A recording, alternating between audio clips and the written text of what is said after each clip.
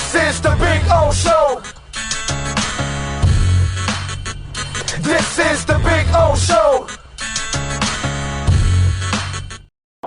Heat fans, time for the best insight of your favorite team with insider Ira Winderman, exclusively on the Big O Radio Show. It's the Acura of Pembroke Pines Miami Heat and NBA report. Here's Ira Winderman. Alrighty. How are you doing, Ira?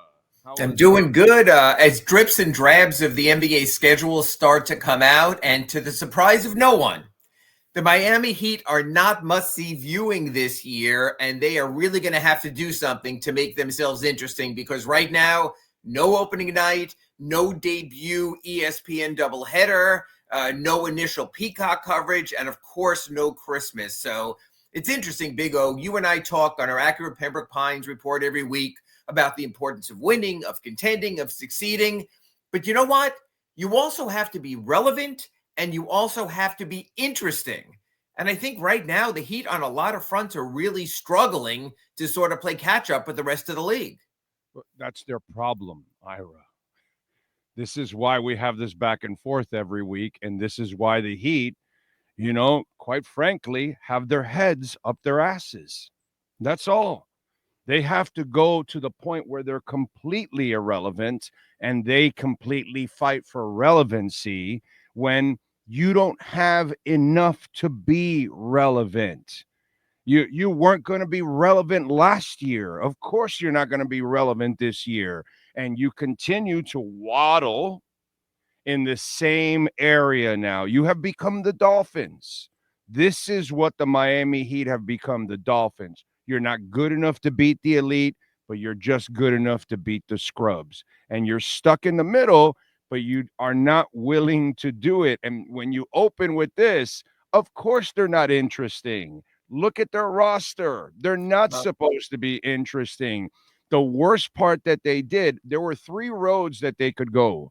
I was going to tell you today, I'm glad they didn't go down the Durant road and go buy some old farts and then tie themselves down to an extension and all that. Just like what Jimmy wanted or what Durant wanted, that would have been stupid.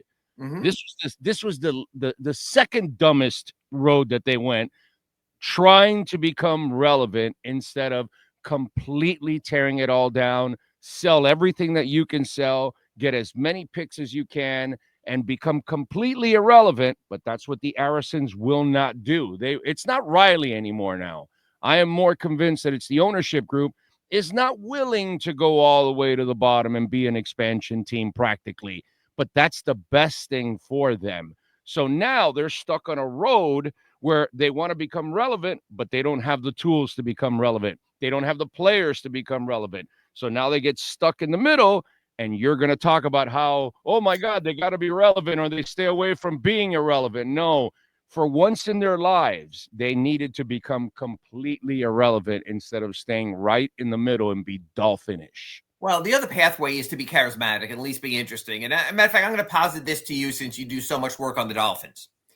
Arguably the most interesting player on the Heat, maybe the only interesting player on the Heat is Tyler Hero, who I don't think is at that level of must-see TV. I will say this, though.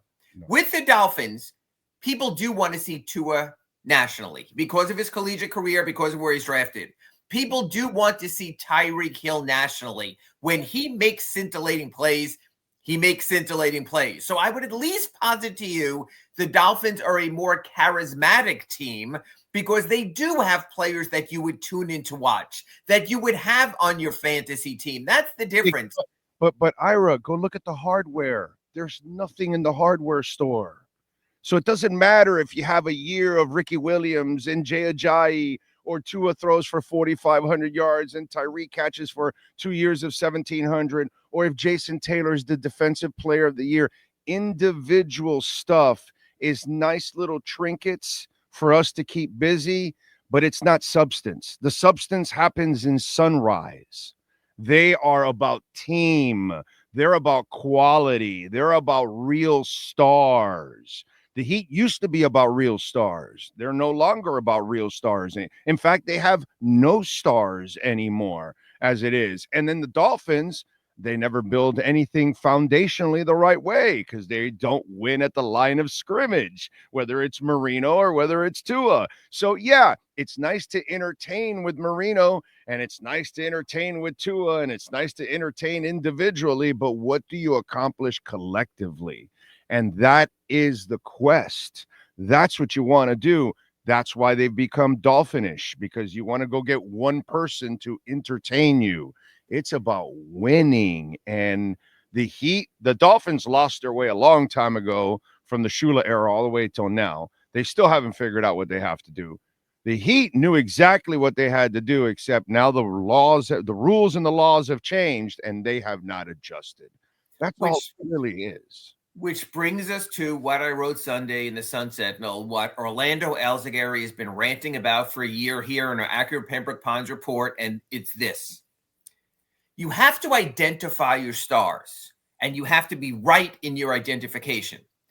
I still believe they're correct in Bam Adebayo. For no matter what you say, he can contribute on both ends. He's a winning player who has helped get them to winning places. Okay, not a Sunday. Contributing player and all that, but not a star. A leading contributing player. The Tyler Hero extension is one of the most confounding things for me when I think about it. And again, for those just listening on the podcast, Big O is making the sourpuss face right now. But here's the deal. There is always a right number, especially in a salary cap world. So for you to blanket say they shouldn't resign, they shouldn't extend Tyler, no. I think misses the mark. It's the number. It's the number they should consider. So last week we saw De'Aaron Fox get about $57 million a year in his extension. That's crazy talk. I agree, Big O. We saw Mikal Bridges get 37.5, which is not a huge percentage of the cap. That's more reasonable. That's why the Knicks went there. What I'm saying to you, Big O, is no matter what sourpuss face you put on, there is a right number with Tyler Hero. The question with the Heat becomes this. They tend to fall in love with their own, whether it's the highest level of star, whether it's the Dion Waiters, James Johnson level of players also. So what I'm saying is, look, this is going to be a talking point for you and I through the beginning of October. October 1, Tyler Hero's extension window opens. October 20th, his extension window ends. Maybe we'll just do a show every day during the extension period. But what I'm saying is there is a number. There is a number that makes sense for Tyler Hero. What the Heat cannot do is become overly emotional because it's one of their own. They have to do the right thing. You talk about the Panthers all the time. They realized with Jonathan Huberdeau, they could only go so far. They loved what he did. They loved his play. He was a good player, not a great player. But enough was enough, and you move on. Just like the players the Panthers have lost along the way during the Stanley Cup run. We see them come back and get their rings, but you realize there's a price, there's a level, and then you have to move on. So I think the Tyler Hero thing is going to be really interesting. Players tend to overvalue themselves as they should. Their ego has gotten them this far. I am really curious. Look, Mickey Harrison once drew a line with Dwayne freaking Wade. Well, if you have the gumption to draw a line with Dwayne Wade, you should find it much easier. No offense, Tyler. You should find it much easier to draw a line with Tyler. So what you and I are going to go through in these next couple of months is this. What is the right number for Tyler Hero? For example, if an Andrew Wiggins can make $30 million, I think I could argue successfully Tyler deserves more than that. How much more? We can debate that. That's the thing. We've got to find the right number. I just don't want either guy because I've seen what winning players look like and stars and studs and mother effers, and neither one of those guys resemble that. And if you don't resemble that, if I'm the Miami Heat, I'm not tying myself to you, dude. I'm sorry. Here's the thing. I spoke to a scout in my column at the Sun Sentinel on Sunday. Spoke to an NBA scout, and I said, let's look at the extensions here of De'Aaron Fox and Mikal Bridges and what Tyler deserves. He had a very interesting line. He said, I think Fox and Hero can be a number 3 on your teams. So, Big O, what I'm saying to you is if Tyler gets extended as a number 3, I'm fine with that. Let's be honest here, Big O. Remember 2020? I know it was the bubble in the playoffs, but Tyler was very good and contributed.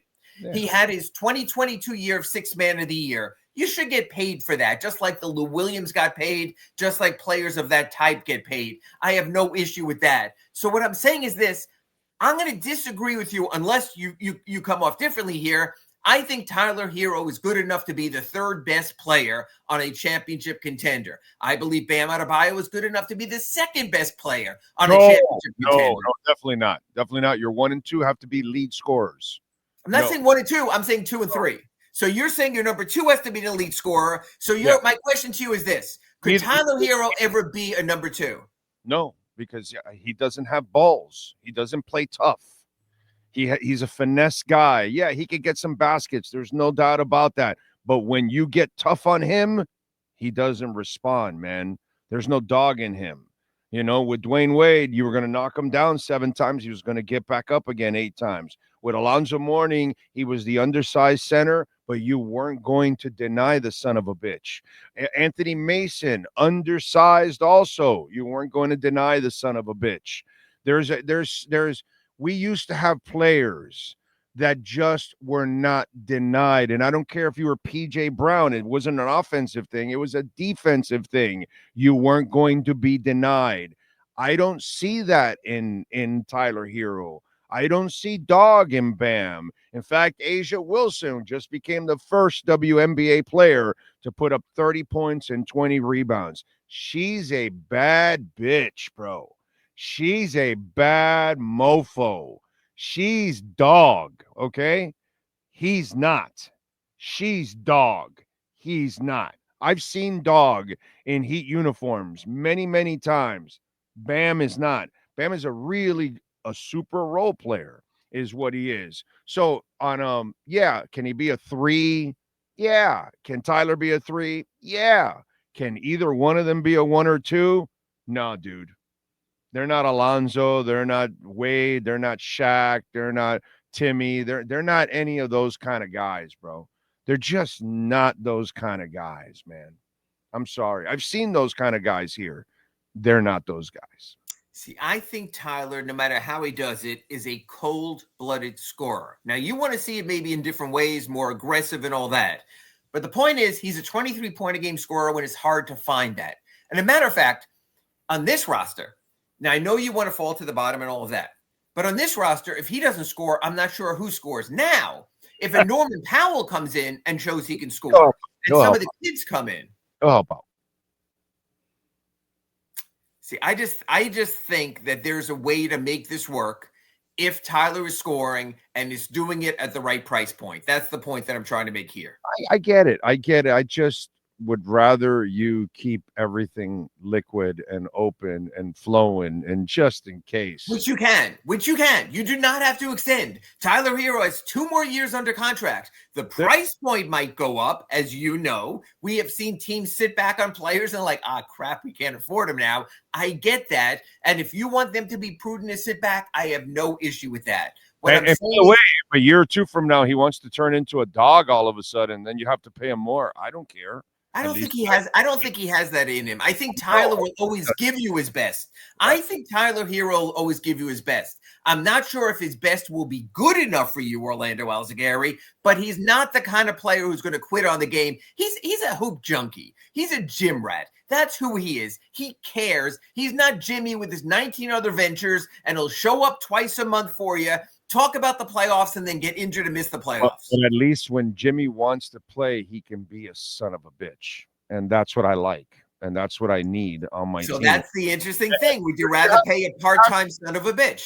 You have to admit, this group of players that they now are bringing in, there's a niceness level to them that just didn't exist in prior iterations of the Miami Heat. They just were just more nastier, and they just played they were at a higher level, the players. It just, oh man, when I see this, I just see a notch down everybody across the board, the whole team. I don't see Spo working with the kind of pros that he used to work with. You know, some of them have a little, to them, but they were dogs, bro. Yeah, I'm not so sure that you're not being the old man yelling at people to get off your lawn. Times change, Big O. The game is different. I'm not so sure when you looked at the Oklahoma City Thunder winning the championship last year, you looked at a bunch of what you call mofos. What I say I looked at when I saw the Thunder win this. An immense amount of talent. Ira froze. Hold on. I'm here. Hold on. I'm here. It was the old man on the lawn comment that was coming in. So we'll see if we could get Ira back here. I'm here. And get him going. Okay, there we go. The old man on you were going on the old man on the lawn comment. I'm just saying your thought of sort of ranting about toughness. Think about the Oklahoma City Thunder and think about how they won their championship. It wasn't a tough guy routine. No, but they're super talented. Yes, that's the point I'm trying to make. Talent trumps all. So you have to say, does Bam have enough talent? Does Tyler have enough talent? Does Jaime have enough talent? Does Nico have enough talent? That's where I want this to go. I believe the Heat, more than being not tough enough, are not talented enough. And sometimes I think they look for that hard-working approach more than they do for talent. This team, and I think you agree, Orlando Alzugaray, needs a talent upgrade. Oh, yeah, there's no doubt. But when you look at Indiana and New York, there's a toughness that Miami does not possess compared to them. And so that's neither of those teams won a championship. I'm still not so sure that talent doesn't trump. Yeah. They went farther, and that's where at least that toughness got them there. They're going to need talent in the end.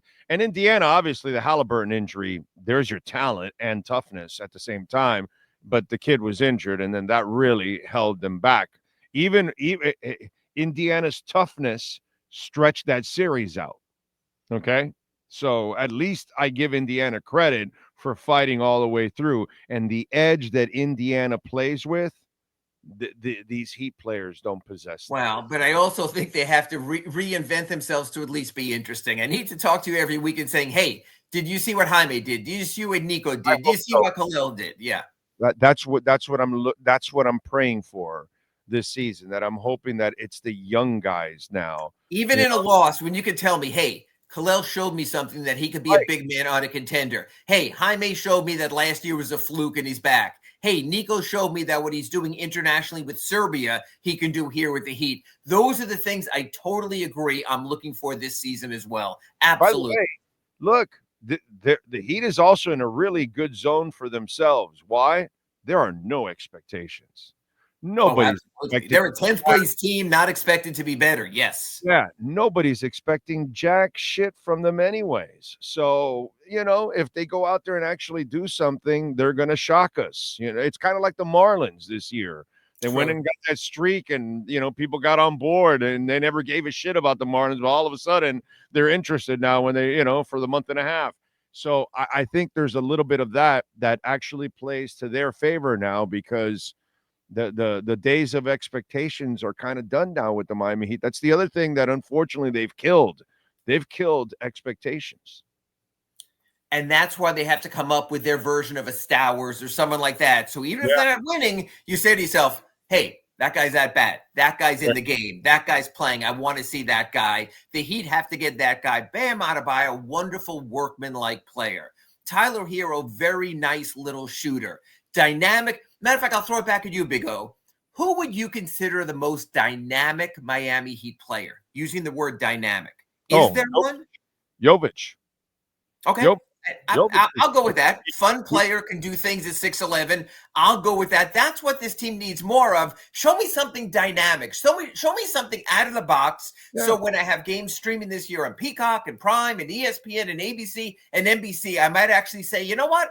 I'm going to turn on FanDuel and Eric Reed and John Crotty because I want to see player X do something. I need to have that player X. I want to see Jovic now this year. He's got every skill set, and if he can, sharpen each one up and all that, he can become a much better player. Khalil Ware, I love what I saw from Khalil Ware. I'm a Palel Larson guy, as it is. What is it? Yakuchonis? Kasparis Yakuchonis. We know he can make the plays. It's just he might make the woo play or the oh my God play. You got to sort of balance that. Yeah. He's supposed to do that. That's fine. I'm good with I'm good with all that. I've told you this. I'm good with development. I'm good with that. What I'm not good with is lying to yourself, thinking, you're trying to build something and trying to sell that, oh, you're going deep in, and you're not, bro. You're not going deep into the playoffs. Well, Big O, let me ask you this. You already talked about how you don't think the Arisons have enough patience. You've already talked about how you don't think Pat Riley has enough patience. Do you think Erik Spoelstra can develop the needed patience? I'd rather do it this way. What's the end game here? But if Erik Spoelstra doesn't have the patience, if I tear it down and I'm going to get young talent, or I'm going to get a bunch of picks to go get a young star or something, now as a coach, I've got more to build on, to feel good about. Right now, if you're Erik Spoelstra the last couple of years and the next couple of years moving forward, you don't have the ammunition to really become an elite team. So he doesn't really have a lot to look forward to right now. He has no young, real star on his team at this point in time, like other teams may have young stars that coaches are excited to develop and that the offense is going to revolve around. He doesn't have that right now. He doesn't have a Dwayne Wade. So this is kind of tough for him right now, the way things are being built, because you're a middling team every single year. There's really no upside to it. That's why I'd rather tear it all the way down, because then there could be an upside. And the only way you tear it is to play the young guys, consistent big minutes, and have the patience. Will Erik Spoelstra have the patience? Big O, for as much as I've seen from Erik Spoelstra, I'm not so sure he does, because you're asking him to go back almost to the Beasley and Chalmers years back in 2008. Well, but he did it also with all the scrubs. I mean, you had to have a lot of... Those weren't developmental. When he did it with a lot of the scrubs, with the Waiters and the Johnsons and the Ellingtons, those were guys who were placeholders more than future for this team. I know. But okay, so then what does he want? Because if he wants to just coach a championship caliber team, he's not. I don't disagree. I'm saying I think he should. I'm saying I'm not sure he has that patience. The last Heat coach asked to have that kind of patience was Stan Van Gundy, when he had Caron Butler and Dwayne Wade and Rasul Butler and a young team and started 0-7 and worked his way up now. Heat coaches haven't been asked to do that since. This will be a dynamic change for someone like Erik Spoelstra, 17 years in. Can he do it? I'm really looking forward on our weekly accurate Pembroke Pines reports to find out if that can be the case. Oh, I know he can do it. Really? The real question is, does he want to do it? Okay, that's better phrasing. Sure. That's really, he can do whatever the hell he wants to do. The guy's a freaking great coach. He's proven that over and over and over again. But you're right. Maybe he doesn't want to do that. And then that becomes another issue down the line. Does Erik Spoelstra become unhappy down the line and say, I need to go to a franchise that's giving me some talent so I can really, go challenge for a title, Or the front office, right? No, I agree. Or move to the front. How much say does he have in personnel? A lot. It's contractual. It's built into his agreement. He has a lot of say in there. Not only does he have a lot of say, he should be deferred to. He's on the front lines all the time. He sees the players. God bless Pat, but Pat does not travel except for the playoffs, maybe a few regular season games. Mickey and Nick Harrison are at most, but not all practices. Erik knows. No one knows the talent on this team, and arguably, with all due respect to Andy Ellisberg and Adam Simon, the talent in this league as much as Erik Spoelstra. So he does, and I want him to have that type of personnel input. Yeah, I agree. All right, what do you got going on in the Sentinel, so folks? Well, we're drips and drabbing the schedule. So today we had the Christmas games, and when you won't see the Heat, tomorrow they're going to announce the in-season tournament, the 4 games, the fancy courts, all the stuff people either love or hate. Prime is taking that over this season. Thursday we'll have the full Heat schedule. So by the end of the week, we'll at least know what the challenge is ahead, where the challenges will be, and then move forward from there. And don't forget, folks, the Summer of Sales performance event is going on at Acura Pembroke Pines at 15601 Pines Boulevard. And we still have 2024 models, the ZDX. You can get electrified. We've got the 2025 models. And this is pre-tax, okay? So the $7,500 tax break that you get for electric cars, that thing is going, baby. The Orange Man is taking that away. So if you want to get that $7,500 break, get on down there. Right now, you can get 2024 models still at $469 a month. They've got 2025 models. They've got 0% financing for 72 months. The ADX is amazing, $349 a month, 4.9% financing for 60 months. Take advantage. Tell them that Big O sent you there at Craig Zinn's Acura of Pembroke Pines. Ira, Catch up next week, my friend. Catch you next week in our Acura Pembroke Pines report. Thanks, Big O. You've been listening to the Acura of Pembroke Pines Miami Heat and NBA report with Ira Winderman. When you're looking for award-winning service and great deals from the #1 volume Acura sales dealership in the Southeast United States, you go to Craig's Inn Acura of Pembroke Pines at 15601 Pines Boulevard in Pembroke Pines.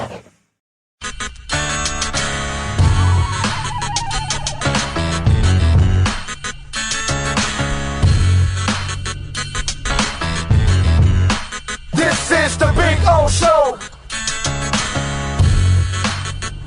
This is the Big O Show.